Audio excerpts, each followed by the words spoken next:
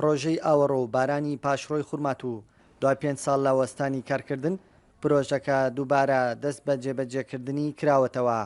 هاوڵاتیانی شارەکەش داواکارم پرۆژەکە بە زووترین کات تەواو بکرێت. والله مەجاری ئیشێ باشەکەن ئیشێ جوانەکەن ئێمە زۆر مەمنونن لە پێیان بەس نەختی گەرەکمانە تەواو بگەن لیان بۆنێ ئەوە ئیشەکەمان یەسیاوە مەمنونن لە پێیان زۆر. لە ڕێگای کورتسات نیوزەوە ئەندازیاران و سەرپەرشتیارانی پرۆژەی ئاوەڕۆی خورمات و گرنگی پرۆژەکە ڕوون دەکەنەوە. شهد هذا المشروع إنجازا كبيرا ووصل نسبة الإنجاز إلى ما يقارب أكثر من 50%. پرۆژەکە بەرەو پێشچوونی بەخۆیەوە بینیوە و لە 150 تەواو بووە. درێژەی پرۆژەکە لە کۆڵانەکان و شەقامەکان 175 کیلۆمەترە.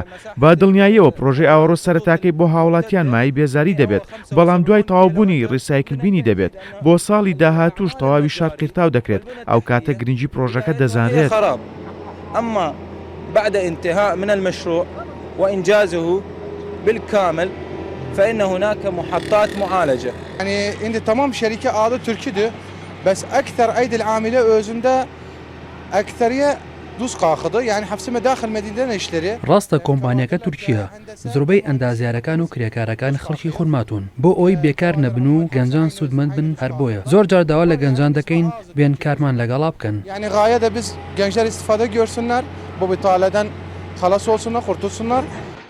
کۆمپانیایەکی بیانی بەڵێندەرایەتی پرۆژەی ئاوەڕۆی خورماتووی وەرگردووە، بەڵام ڕێژەی لە 180 ئەندازیاران و کرێکارانی لە دانیشتوانی سنوورەکەیە بە مەبەستی سوود وەرگردن و کەمکردنەوەی ڕێژەی بێکاری لە شارەکەدا.